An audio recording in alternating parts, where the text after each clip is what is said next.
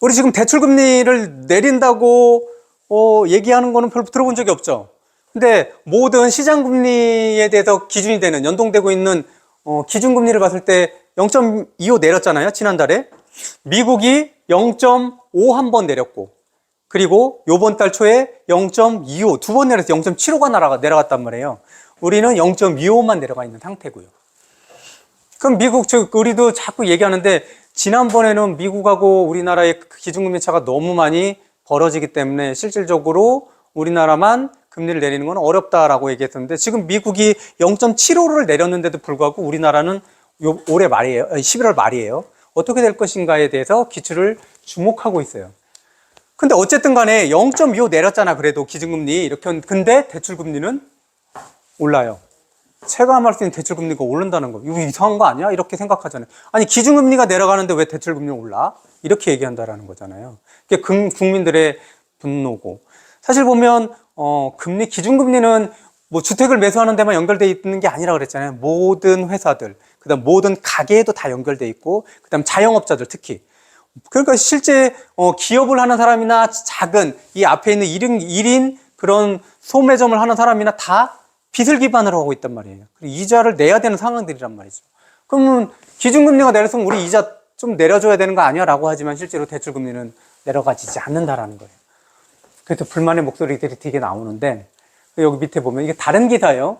누구를 위한 기준금리 인하인가 나오는 거예요. 기준금리 인하했는데 실제 대출금리가 올라간다면 누구의 배를 불려주는 거예요? 은행의 배만 불려주는 거 아니야? 이런 얘기들이 계속 나오고 있다는 거예요. 또 근데 은행의 입장에서는 또 그런 얘기를 해요.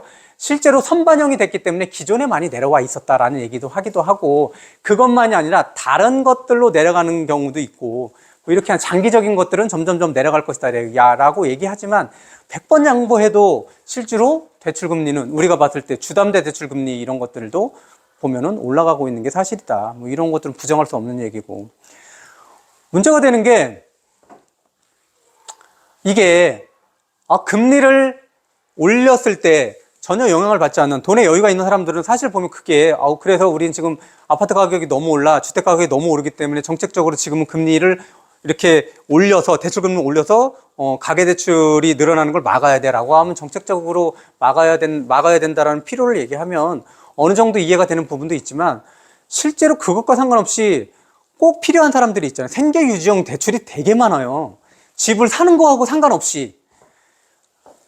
이런 소상공인들 같은 경우는 뭐를 담보로 한다고 하더라도, 주택을 담보로 하든 아파트를 담보로 한다고 하더라도 주택을 사거나 아파트를 사기 위해서 주택담보대출을 하는 게 아닌 경우도 되게 많잖아요. 그렇죠? 그런 경우 주택을 담보로 하지만, 아파트를 담보로 하지만 생활용 자금을 빌리는 경우도 있잖아요. 근데 이런 상황이 벌어지게 되면 실제로 금리가 올라가니까 더 비용이 많이 들잖아요. 그럼 생활이 점점 더 어려워지고 있다는 거예요. 다시 한번 생각해 봐야 되는데, 근데 이렇게 오래 가게 되면 지금 모든 자영업자가 굉장히 어려운 상태고, 소상공인들, 그리고 대기업들도 그래요. 대기업들도 지금 이자를 지불하지 못하는 대기업들이 굉장히 많이 생기고 있다는 거죠. 이게 계속할 수 있을까? 기준금리 내리는데 진짜 대출금리 이렇게 유지할 수 있는가? 지금 계속, 진짜 제목을 너무 잘 뽑은 것 같아요. 누구를 위한 기준금리 인하인가? 높을 때는 기준금리 높아야 되니까 대출금리 높여주고, 기준금리 낮추니까 가계대출 올라가기 때문에 막아야 된다고 그러고 기준금리 높이고, 뭐 이래서 그럼 국민들만 힘들어지는 거 아니야? 라는 상황들이 계속 벌어지고 있어요. 지난번에 제가 거듭 얘기했는데 지금 11월 27일이 예정돼 있어요. 그죠? 입주가 예정돼 있어요. 그래서 그 전에 우리 그러면은 잔금대출 못하는 거 아니야? 잔금대출이 어쨌든 그 아파트 같은 경우 분양을 하게 되면 분양하고 중도금을 내잖아요. 중도금 대출 통해서. 그 다음에 잔금 대출을 해요. 그래서 잔금 대출이 나중에 어느 정도, 나중에 나머지 것들을 대출 받아가지고 갚게 되잖아요. 근데 이 잔금 대출에 문제가 생기면은 뭐 입주를 못 하겠는 거 아니야? 라고 불안해하는 사람들이 있었다고 그랬잖아요. 근데 제가 다른 얘기들을 좀 했었죠. 가능할까? 뭐 이런 얘기들을 했는데, 왜냐면 12,000세대는 우리 역대급이에요.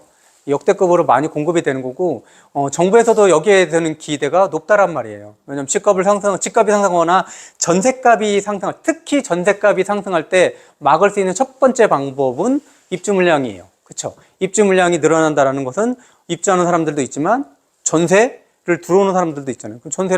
전세의 물량들이 늘어나니까 전세가가 떨어지는 그런 효과가 있다라는 거죠. 많이 전세되면 엄청난 거죠, 원래는. 그 지역이. 그래서 잔금 대출을 반드시 해야 되죠. 잔금 대출 없이 들어가는 사람들이 얼마나 있겠어요. 100명 중에 1명 있으면 대단한 거죠. 그렇죠?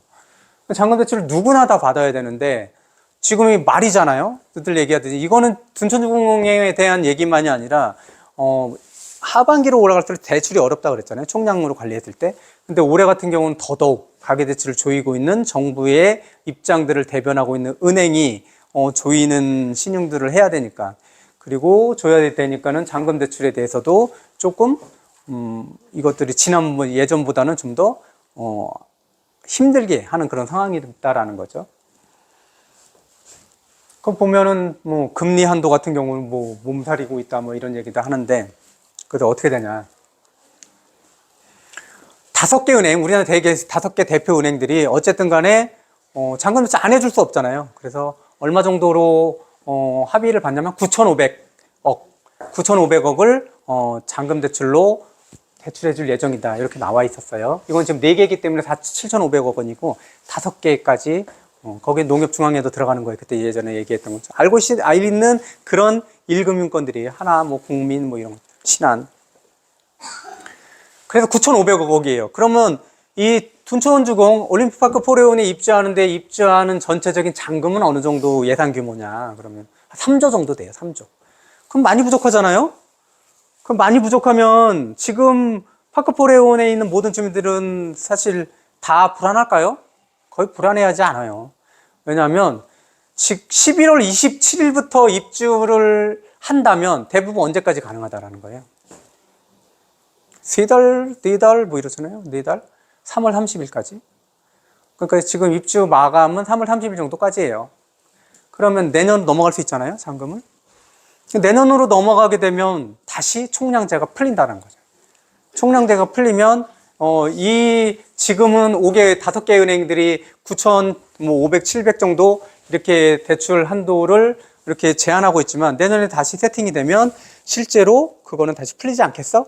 또는 제2금융권도 그렇고. 그래서 크게 뭐 문제가 되지 않을 거라고 거기 들어가는 입주하는 사람들은 그렇게 생각한다는데, 또 다른 쪽에는 이렇게 얘기해요.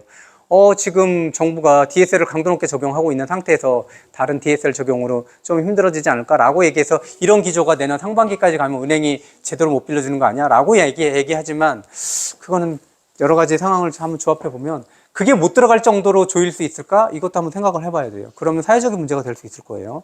둔촌주공이 잔금 대출이 안 돼가지고 못 들어가는 사람들이 태반이야 라고 하면 그 사회적인 문제가 되겠죠.